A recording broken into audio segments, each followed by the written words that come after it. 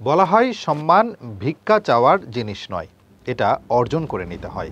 Lionel Messi শুধু বছরের পর বছর রেকর্ড করে শিরোপা অর্জন করেনি, তিনি সম্মানও অর্জন করেছেন দারুণভাবে।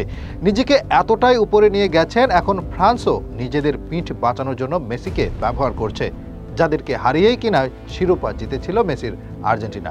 পুরো গল্পের দৃশ্যপট অবশ্য বেশ মজার। দিন যত পার হচ্ছে, রোনালদো নিজেকে ততই হাসির পাত্র বানাচ্ছে। তিনি যা জয় করছেন, যা কিছু অর্জন করছেন, সবটা মনে করছেন সেরা। সেটাকে তিনি শক্তভাবে প্রতিহত করছেন।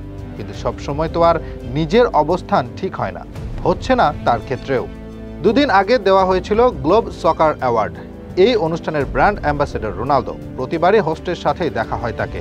এবারেও হয়নি তার ব্যতিক্রম। বরাবরের মতো এবারেও বেশ কিছু বিতর্কিত বক্তব্য দিয়েছেন তিনি। বিশেষ করে তার বক্তব্যের মূল উদ্দেশ্য থাকে লিওনেল মেসি। যেখানে আর্জেন্টাইন সাফল্য পেয়েছে, যেখানে খেলেছে, যা অর্জন করেছে, সেসব জিনিসকে নিয়ে বারবার খুঁচিয়েছেন রোনালদো। কিছুদিন আগে বলেছিলেন মেজর লিগের চেয়ে সৌদির লিগ ভালো, এমনকি ফরাসি লিগের চেয়েও নাকি সৌদির লিগ ভালো। এবারেও আরও একবার সেই একই কথাই বললেন। এবার বলেন সৌদির লিগে প্রতিযোগিতা বেশি, ফ্রান্সে তেমন কোনো প্রতিযোগিতা নেই, ওখানে পিএসজি ছাড়া বাকি সব দল ফিনিশ।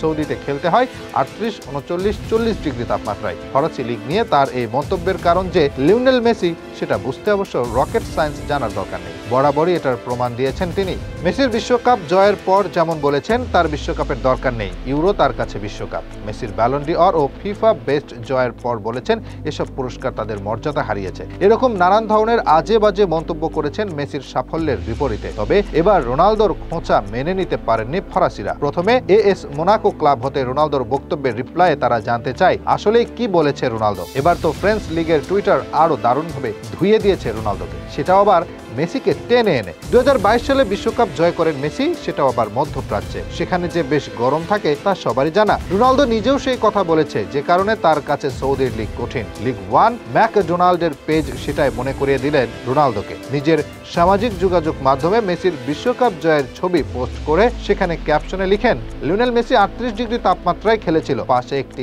গোটের ইমোজি জুড়ে দেয় তারা, যেটা দিয়ে মেসিকে সর্বকালের সেরা হিসেবে ইঙ্গিত করে। ভাবা যায় তাদেরকেই হারিয়ে বিশ্বকাপ জিতেছিল মেসি, এখন রোনালদোকে জবাব দিতে তাকেই টেনে আনতে হচ্ছে। আসলে সম্মান এটাকেই বলে, সম্মান এভাবেই অর্জন করতে হয়। রোনালদো যতবার মেসিকে খোঁচা দিয়েছে, বাজে মন্তব্য করেছে, কখনোই তার জবাব দেয়নি মেসি। কে জানে, হয়তো তিনি এই নীতিতে বিশ্বাসী, সবাইকে জবাব দিতে নেই।